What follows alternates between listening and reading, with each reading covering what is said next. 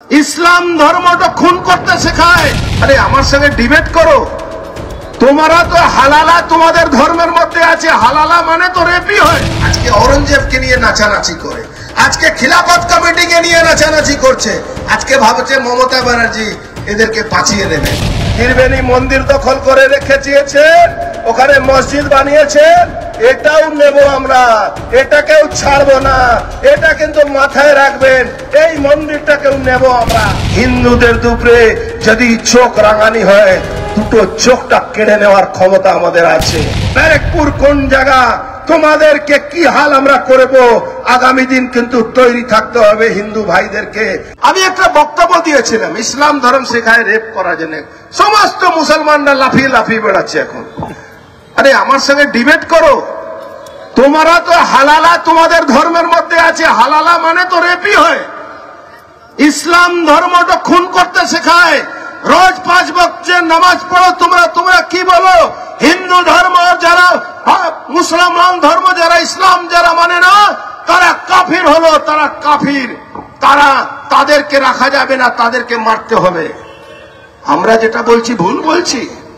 ইসলাম ধর্ম কতল করতে শেখায়। মুসলমান মতন কাপুরুষ কোন কমিউনিটি হয় না, যারা আজকে এদের পূর্বপুরুষরা মার খেয়ে এরা হিন্দু থেকে মুসলমান হয়েছে। এরা কাপুরুষ, এরা মার খেয়ে সলবার করে নিয়েছিল। এরা কোন দিনেকার সাহসী আছে বলুন তো?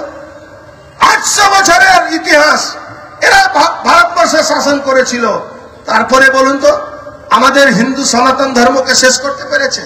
আজকে ঔরঙ্গজেবকে নিয়ে নাচানাচি করে, আজকে খিলাফত কমিটিকে নিয়ে নাচানাচি করছে, আজকে ভাবছে মমতা ব্যানার্জি এদেরকে বাঁচিয়ে নেবে। আর মুসলমান টুপি পরলে বলে এরা সেকুলার, এদের মতন সেকুলার কেউ হবে? বলো গঙ্গা জমিনী তহজিবের কথা বলে, এরা কিভাবে একসঙ্গে থাকার চেষ্টা করছে। আরে যতদিন 30% থাকবে ততদিন এরা আমাদেরকে ভাই বলবে, আর যেদিন 40% 50% হয়ে যাবে সেই দিন আমাদেরকে কেটে সাফ করে দেবে।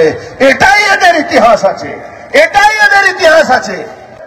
আর ভাববেন না এখানে যে ত্রিবেণী আছে, ত্রিবেণী মন্দির দখল করে রেখেছিয়েছেন, ওখানে মসজিদ বানিয়েছেন, এটাও নেব আমরা, এটাকেও ছাড়বো না, এটা কিন্তু মাথায় রাখবেন, এই মন্দিরটাকেও নেব আমরা, ভুলবেন না। আর থাকলো দেখুন, লড়াই করার জন্য মন দিয়ে লড়াই করতে হয়। আর ইসলাম ধর্ম হোক মুসলমান হোক, তাদের সবাইকে বলছি ভাই তুমি তোমার মতন খুশি থাকো, সুখী থাকো। হিন্দুদের দুপুরে যদি চোখ রাঙানি হয়, দুটো চোখটা কেড়ে নেওয়ার ক্ষমতা আমাদের আছে। একটা স্লোগানের মধ্যে মুর্শিদাবাদ ঠান্ডা হয়ে গেছে। যদি ভেবে নাও আমরা যদি ওখানে চলে যেতাম তোমাদের কি হাল করতাম, তাহলে ব্যারেকপুরের ইতিহাস একটু খুঁজে নেবে। ব্যারেকপুর কোন জায়গা, তোমাদেরকে কি হাল আমরা করব, আগামী দিন কিন্তু তৈরি থাকতে হবে হিন্দু ভাইদেরকে।